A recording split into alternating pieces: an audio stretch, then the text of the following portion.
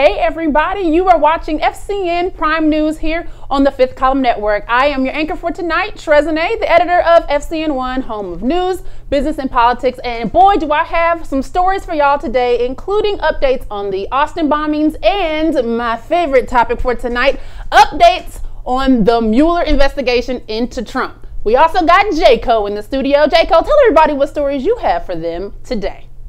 Hey everybody, well, I got a couple stories. I got this story about this craziness happening in 1A high school basketball in Kansas. It was a pretty wild play. I'll show you guys that. Apparently the United Missionary Baptist Church has an NCAA team and they did good this weekend. I don't know, we'll talk about that. But there's a story behind that as well that I'm really gonna get into. But who cares about any of that, Trezene? Me, like everybody else, I think we are all waiting for Mueller time. So let's make that happen. All right, guys, we are live from Facebook, YouTube, and Periscope. So if you are new to this program, welcome. Prime News is the flagship program of the Fifth Column Network, and you can find out all about us, our talent, our programs at thefifthcolumnnetwork.com. We're on Facebook and YouTube at /The Fifth Column Network. Please like and subscribe to our programming there so that you can receive live notifications when your favorite programs are streaming live. Prime News is also streamed live on Instagram and Twitter at FCN_1, which is home of news, business, and politics. And Prime Sports Post can be found at FCN_2 on Instagram and Twitter as well, which is home of all things sports, stats, and arguments. All right, before we get into the news, can you share this broadcast with your followers? A like, subscribe, and follow is highly valued currency around here. And the best part of it is it costs you $0.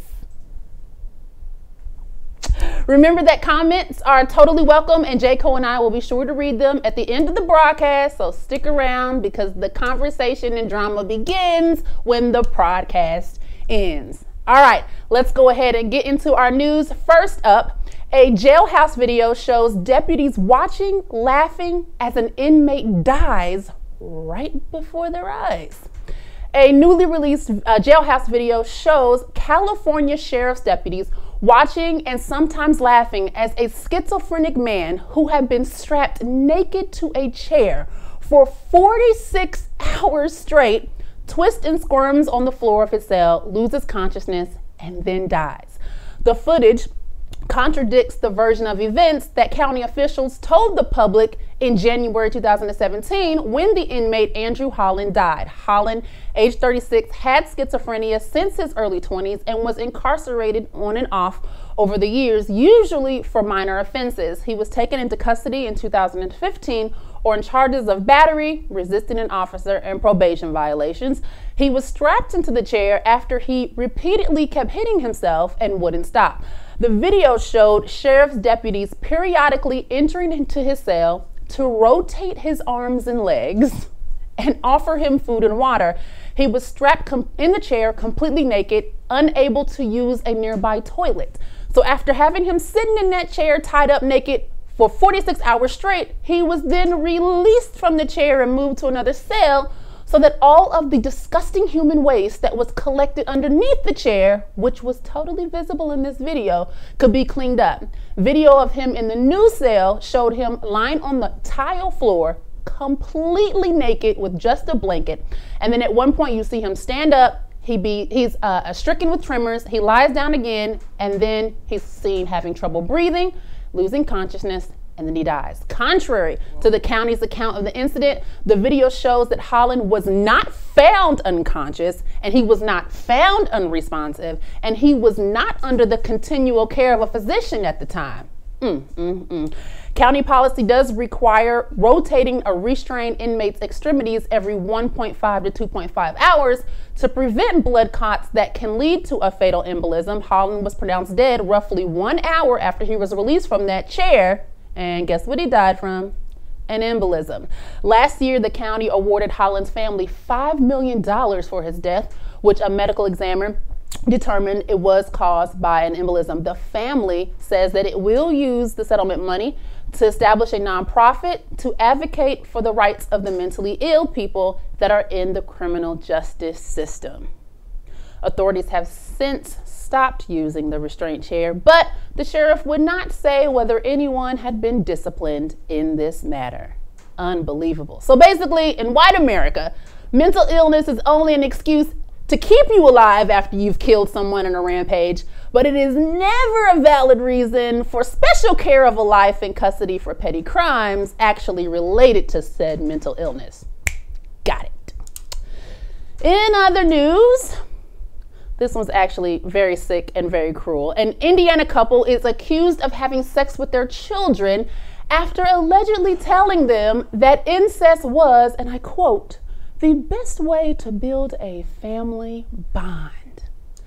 Police began investigating Keelan and Sheila Johnson on February the 25th after a woman reported two of the children telling her about possible sexual abuse involving their parents. The oldest child told police that Keelan Johnson, the father, told them incest was a normal way of life and that the best way to build a family bond was to have sex with your parents, particularly with your mother.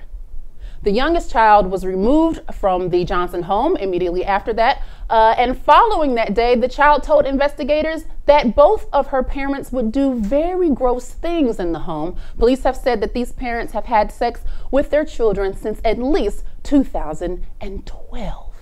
Sheila Johnson, the mother, has admitted to the child abuse and the incest, and she also told police, wait for it, that she attempted to have sex with the dog too. Keelan Johnson told investigators that he was guilty of internet porn and other stuff and admitted to police that he had downloaded a nude photo of one of his own children onto his cell phone. These disgusting, amoral, sorry excuses for human beings face a combined 35 charges, including incest, child molestation, child pornography, and bestiality, and are due in court July 31st and August 14th, respectively. In other news, well, I should say in other social media news, 2 black students got suspended for posting a video of a white classmate saying the N-word. Yeah, you heard that correctly. In this Snapchat snafu, it occurred in a North Carolina high school's discussion over last week's National School Walkout Day, and their discussion turned into a racist argument after one student, angry about the prospect of changing gun laws, said the N-word in a Snapchat video. 2 students of the school, Carmani Harris Jackson and her best friend Trinity Smith, who are both black, republished that video onto their social media pages. Here's how the entire Snapchat exchange went down. Someone posted how the walkout would be stupid, how without guns, no one would have any of the stuff that they have today, and that students were wasting their time walking out. The black students replied in a Snapchat story that people like herself weren't trying to take people's guns away, but that she just wanted more restrictions on who could buy them. She said that she and a few white students who identified themselves as conservative went back and forth debating gun reform via their Snapchat stories. A white female student then recorded her friend, who was also a student at their school and who is white, saying this: "They're putting laws on who can purchase a gun. No, nigga." Whoa. So Harris Jackson and her friend Smith reposted that video on their Facebook and Twitter profiles, naming the girl and mentioning that she attended their school. It got more than 10,000 views and more than 200 retweets on Smith's Twitter account alone. The morning after that, when the video was posted and reposted, school administrators asked Smith and Harris Jackson to remove it from their social media accounts. Both told them at first that they didn't want to, but they eventually did. And Smith only agreed after school authorities told her, with her mother on speakerphone, that she wouldn't face any disciplinary action if she did. Next day, both girls were informed when they got to school that they would receive 2 days of in-school suspension for, and I quote, creating a disruptive environment. 4 students told BuzzFeed News, who did break this story, that the 2 white girls, the one who said the N-word and the one who recorded it, they were giving out-of-school suspensions, but the communications director for the school said she would have to refrain from discussing any of the punishments for any of the individual students with local reporters. Both Harris, Jackson, and Smith noted one reason that they wanted to hold the girl accountable for her comments was that this wasn't the first time this had happened at their school. They had often witnessed racism at their high school, such as KKK being scratched into the bathroom walls, and that white students casually saying the N-word in and out of classrooms and felt it had been ignored previously. Yikes. Best of wishes to those young girls for standing up for justice and still getting hit with the penalties. In more news in our nation, last night another bomb exploded in Austin, Texas, the fourth in less than 3 weeks, and police officials are officially saying it appears to be the work of a serial bomber. The explosion was on Sunday night, and it apparently was set off by a tripwire on the road, causing investigators to determine the bomber or bombers having a, quote, higher level of sophistication, unquote, a higher level of skill that was initially believed. Austin Police Chief Brian Manley was unable to answer questions from reporters about whether the incident should be considered domestic terrorism. The FBI has sent 350 special agents to the Texas Capitol, as well as extra bomb squads. Christopher Combs, special agent in charge of the FBI San Antonio division, said that the tripwire changes things as it seems more sophisticated, and it didn't seem to be targeted to any individuals. The latest victims in this tripwire incident were both white men, ages 22 and 23. They set off the bomb that had been left next to a fence and are recovering in the hospital with significant injuries. The bomb was left in a neighborhood, as one Twitter user has described it, a neighborhood that is wider than a NASCAR race.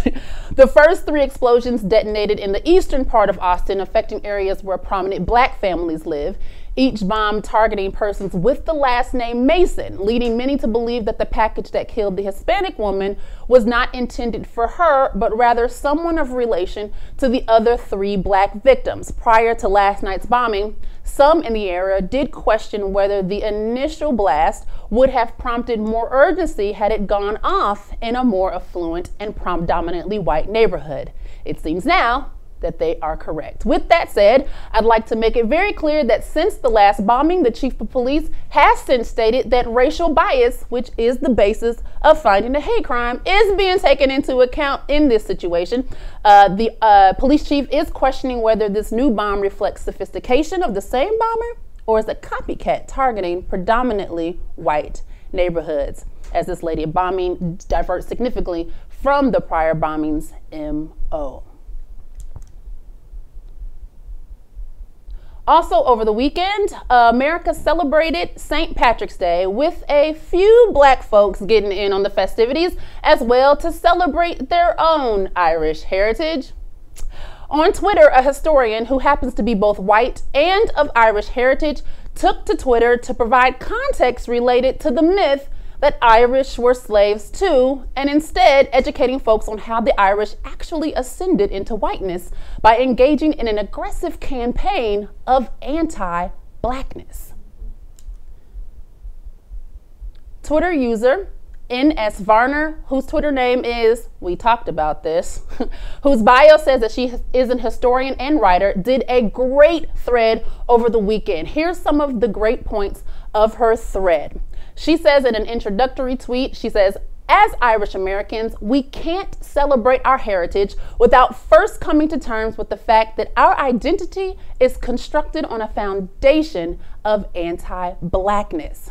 She says Irish Catholics were the undesirable immigrant group in the 1820s to 1860s, and in a system where assigned racial identities had as much to do with national origin as skin color, and the Irish occupied a social category closer to black than white.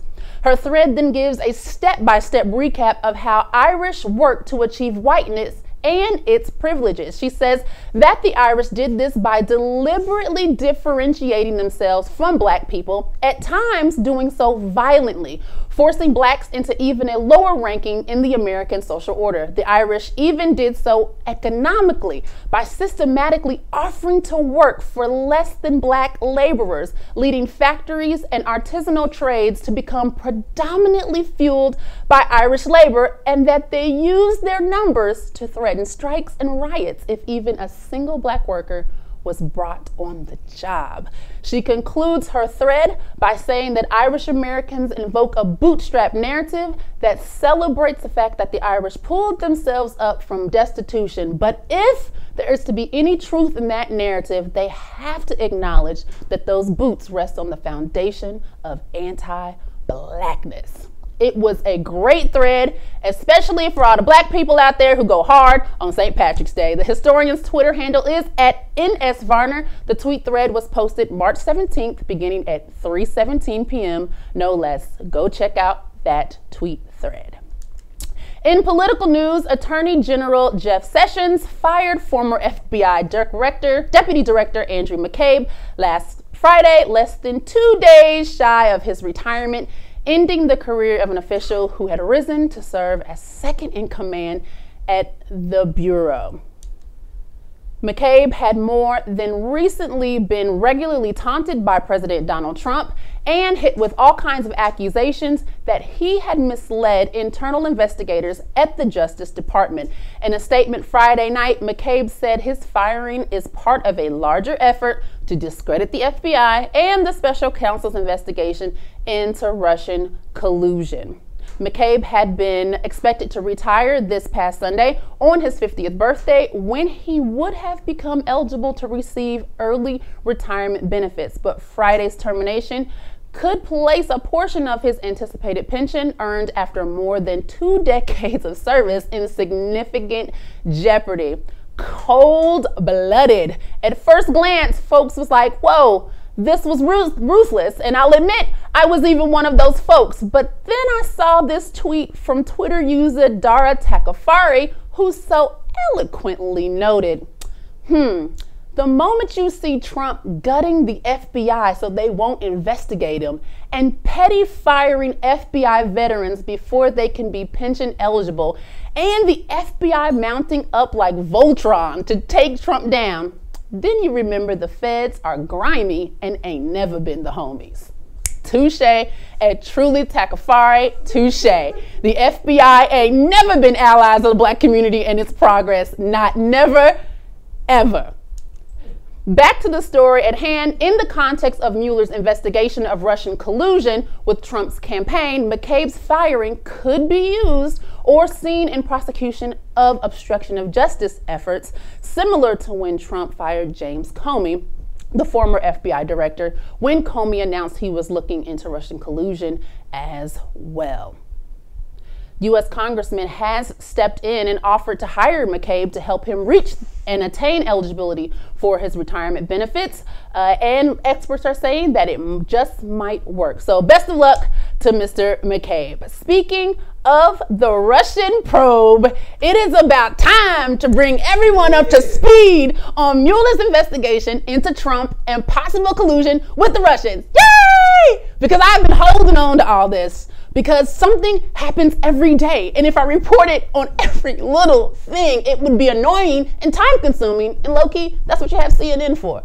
I, on the other hand, am here to keep you informed in a way that matters and is practical and to the point. So this is going to be the FCN official update on #MuellerTime, a full recap on the Russian investigation in under 5 minutes. Are y'all ready? Okay, I'm going to try to get it under 5 minutes. If I go over 5 minutes, then, well, you know, you'll deal.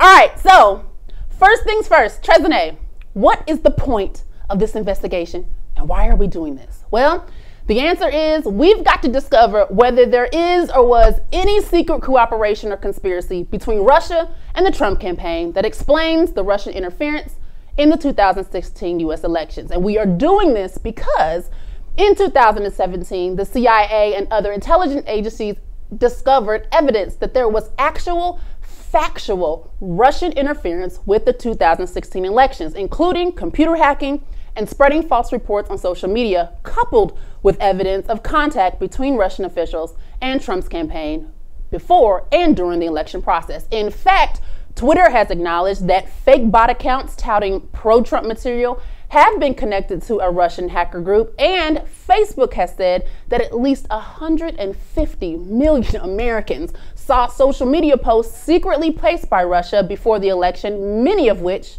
were anti-Hillary Clinton.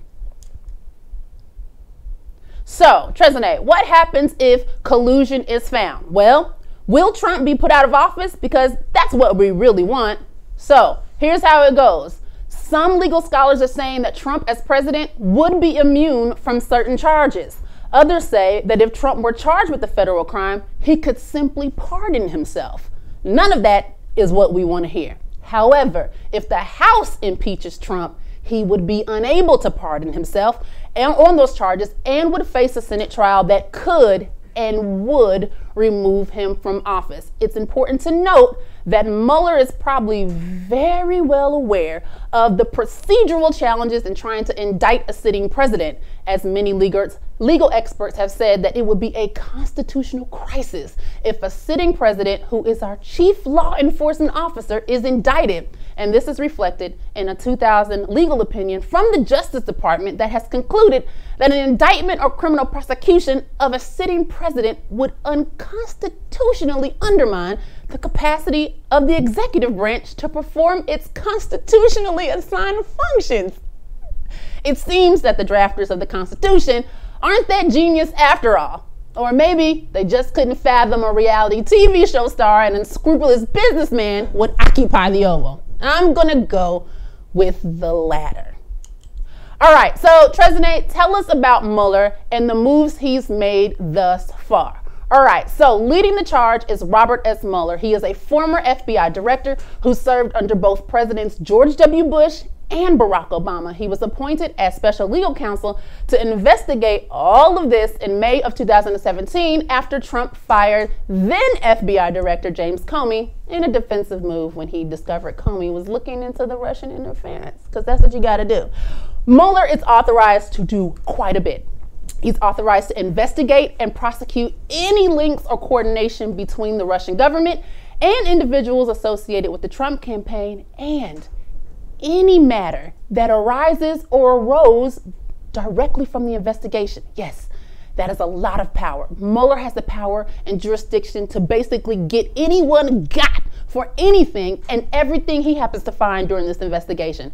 This is why we have seen the number and type of indictments and guilty pleas that we've seen so far. He's got super broad powers to prosecute here. With that said, Mueller has indicted 22 people and entities so far, securing guilty pleas from the former National Security Advisor, Michael Flynn, former Trump advisor, Rick Gates, former member of Trump's Foreign Policy Advisory Panel, George Papadopoulos, a private citizen who was charged with identity fraud who is named Richard Pinedo, and former big law attorney Alex van der Zwaan. All of these people were caught up for one of more of the following: money laundering, conspiracy to defraud, fraud, or just straight up lying about their contacts and connections with Russian officials. The remaining indictments are against former Trump campaign manager Paul Manafort, who's got more than 40 counts against him for the same combination of things I've already listed.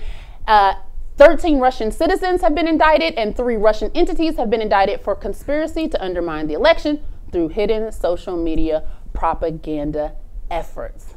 Whew. By January 2018, Mueller has interviewed a number of key players and secured testimony from them. He's interviewed Attorney General Jeff Sessions.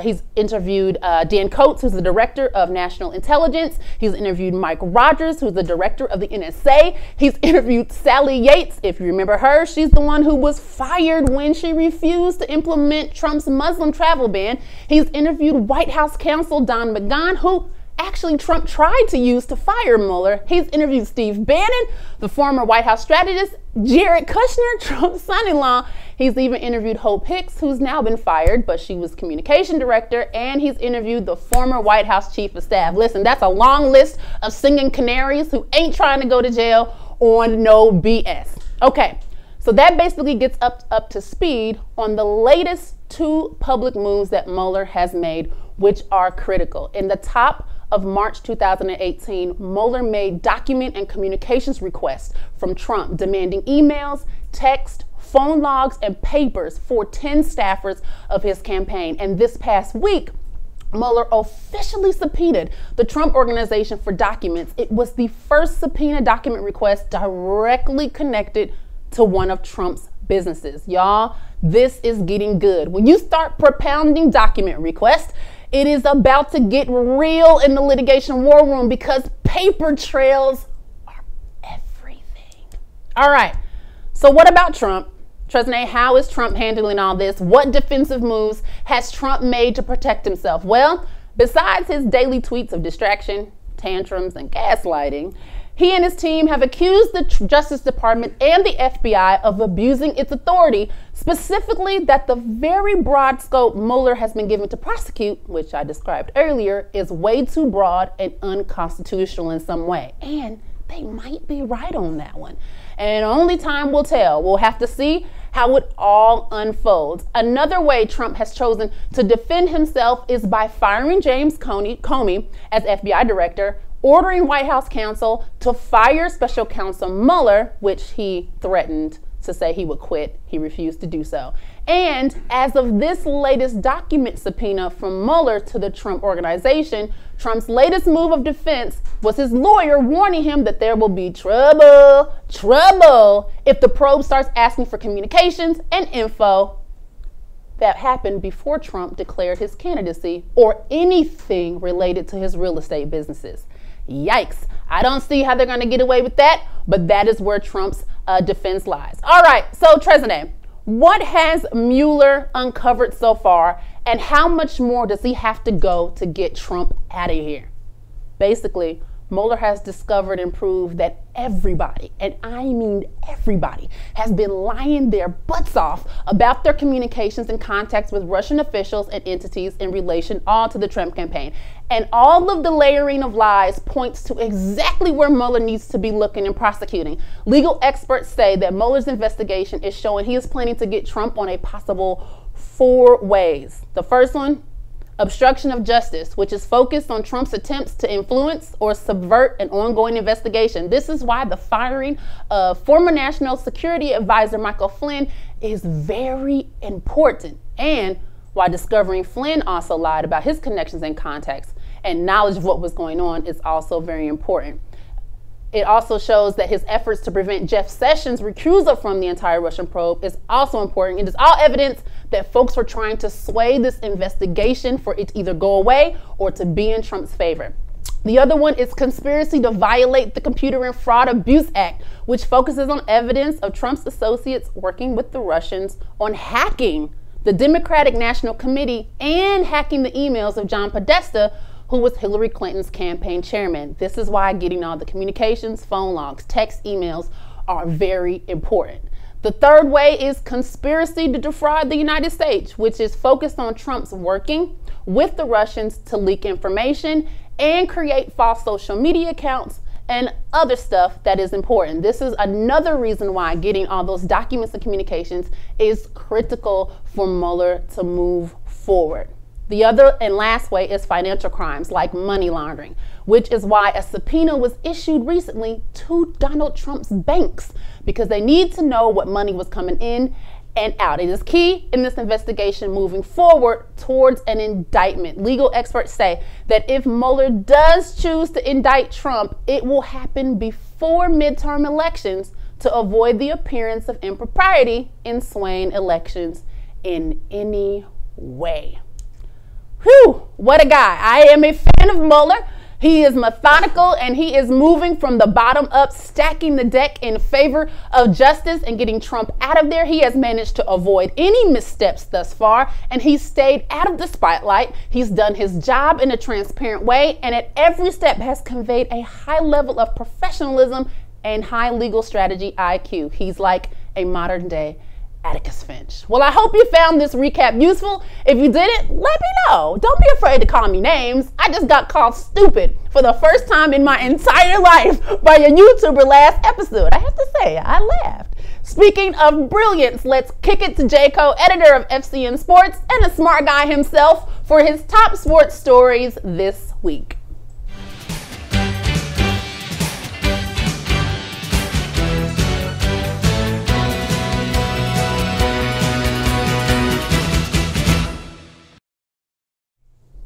Hey everybody, it is J.Co. You can follow me at JCoIsIt. And tonight, I'm going to be presenting you with sports stories from a perspective that isn't yours. Now, before I get into my stories, I just want to mention a couple things real quick. First of all, thank you, Trezene. Thank you for that amazing breakdown on Mueller, MuellerTime, and everything that he's been doing, because I know we got a lot of viewers who are in the Not My President movement, who refer to him as 45, will not say the man by name. So that was a pretty amazing breakdown. I learned a thing or two.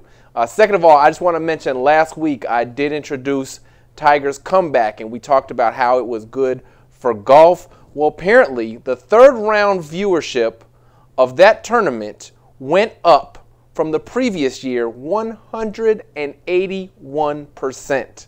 So when I say Tiger Woods is good for golf, that man is good for golf. So as I get into my top story, I did want to make a correction. My producers have told me that it is not the United Missionary Baptist Church that won. It was actually the University of Maryland, Baltimore County. So my bad. It's an honest mistake. I think you can see how I made that mistake. It's, you know what I mean? So, hey, correction stated. Let's move on. So the University of Maryland, Baltimore County became the first ever number 16 seed to defeat a number 1 seed in the NCAA men's basketball tournament. The Retrievers, which is their not mascot, I was going to say logo, their mascot. Oh my God, this is hilarious. They absolutely murdered the University of Virginia 20 points, 74-54. University of Virginia was ranked as the top team, not just in the tournament, but in the entire nation going into the tournament. Apparently they weren't.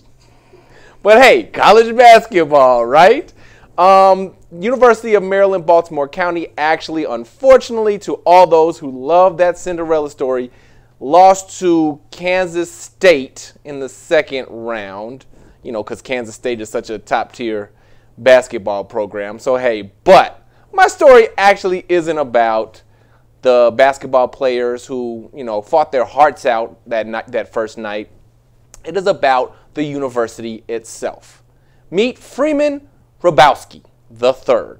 He is the president of UMBC and has been for 26 years. This man took a very small, unpopular commuter college and turned it into an award-winning research institution.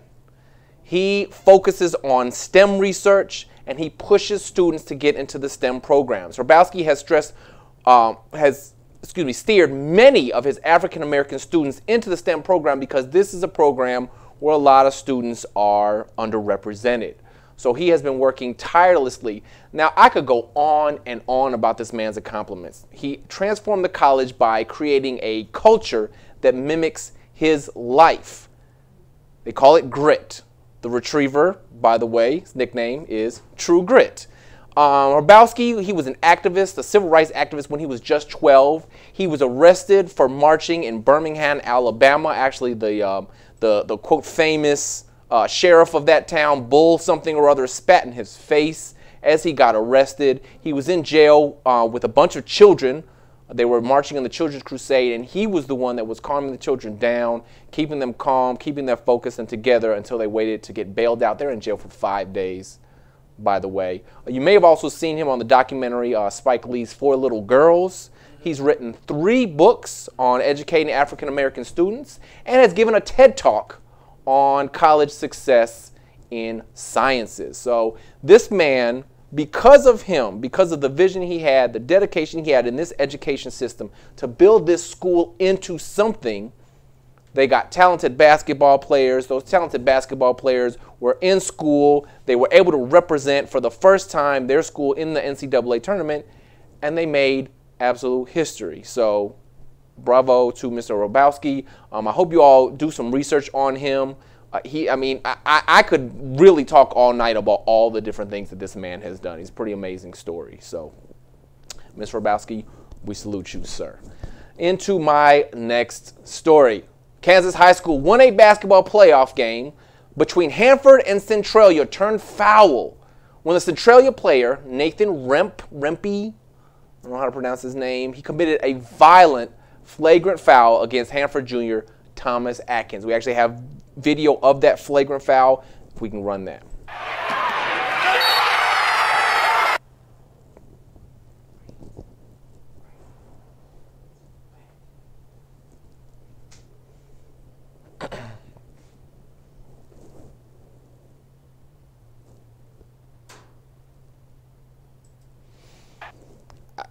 I mean, you saw that, right? And that was I originally saw that from a different angle in the stands. That angle was a perfect angle, and I'm going to break that down for you. First of all, you saw the look on his face. He was looking up at the player. So he saw how close he was to the rim, and the push was a little bit up. If you see it, it played it, what, 2-3 times and reran it in slow motion. It was a two-handed push with just about all his force. And as soon as he finished with the push, he just turned to the side casually and walked away. People were calling it a dirty play. Dirty doesn't even cut it. It was vicious. It was purposeful. I think it was racist. I think that he was resentful that this black guy who was, from the video footage, one of the only black guys on the floor, one of the only black guys on that team. It was a majority white team, and we're talking about Kansas. And he was very resentful that this black guy was about to dunk on him. So he got beside himself and pushed the boy. Luckily, Atkins actually did not get hurt bad enough. He was able to play. He returned to the game. Yeah, absolutely. So that was a little over a week ago. However, since then, Thomas Atkins has released this tweet. We said, if you have heard or seen anything on Twitter in the last few days, that you would know that there was an incident where me and another athlete had an accident. Everything blew up, and now it's out of hand. The kid later apologized to me. We shook hands. So he took the high road in this situation. They actually won that game 74-73 in overtime, and Atkins did get back at him. We've got another clip here if we could run that dunk.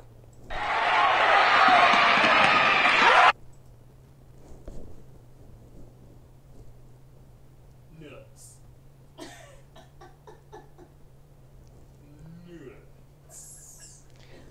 So as you see, fearless Atkins went back up against the same guy and dunked all on his face. That particular dunk would be the difference, as it was just a 1-point game. So he got back on the court. He played. They actually did make it. That was the semifinals. They made it to the finals. They lost in the finals. However, this is the thing that really trips me out. Rempe played in the third place game. He wasn't kicked out of that game where he committed that foul. He wasn't suspended from any future games. He didn't start the next game, but he ended up playing. So where is the protection in this? Where is the authority figures, the referees, the State Basketball Association saying there should be some kind of a consequence for this, besides the school just saying, oh, you're not going to start the next game? I personally, I admire Atkins and the way he handled it, because I personally think that him and his team should have just pummeled Rempe at that very moment, and he would have never did it again. Anytime he was even about to commit a foul, he'd be like, I'm just going to let him score because I don't want that ass whooping. But, you know, hey, Mr. Atkins, again, I salute you. That was a pretty amazing way to handle that situation. So you go ahead with your bad self, and I hope you have a great next year, your senior year. I hope they win the state finals. And in my final story, I'm going to get into FIFA. Is it FIFA or FIFA? FIFA. I haven't talked about the corruption that is FIFA in the last few weeks. United 2026. So apparently the United States, Canada, and Mexico have all combined for a bid to host the FIFA Championship, the World Cup, in 2026. So football officials from Mexico, Canada, and the U.S. said that they were unconcerned about anti-American feelings as they began their final push to host the 2026 World Cup over Morocco, who is the other area that is in contention for that bid. They supposedly shrugged off anti-U.S. sentiment stemming from what I talked about, a probe where U.S. prosecutors have brought corruption, racketeering, and money laundering charges against 42 people and entities, and described a culture of corruption around the awarding of media and marketing rights to football games. And they are shrugging this off, saying, no, we're okay. Listen, let me tell you something right now, United 2026. They have brought you all the way to this final destination just to dash your hopes against the rocks. Mexico, Canada, horrible move. Mexico, you should have joined with Argentina or Colombia or something. Somebody, one of your southern brothers. Canada, you could have like got with Greenland or something. I don't know. Anybody but America. That was a bad choice. You guys are not getting this bid. Congratulations, Morocco, for winning the 2026 World Cup bid. I'll follow up on this story. If, my prediction is wrong, so be it, but I don't see that happening. And that is all I have for the sports world today. Trezene, I know we got some comments today. You do. So Big Baba Rob, he's commenting on your sports stories. It says, retrievers? Seriously? Yes, that is their actual mascot, the retrievers. When I saw it on there, I was like, that's a joke, right? No, that's what they are. They're the retrievers. I don't think they instituted that mascot ever thinking they'd be on national TV. Probably not. So. He says, whoa, that was an awful foul. Yeah. It was. I asked, when is it okay to not take the high road?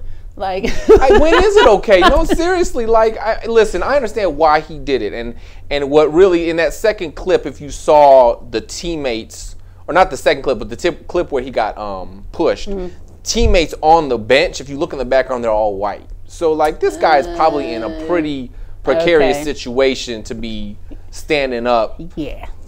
And it's a shame, but what would have happened to him and his family if he had gotten into a fight with that kid? That's very true. Tanisha Newman Pruitt said, Trezene, when somebody fouls you like that, hashtag no high road. Good point. Bingo.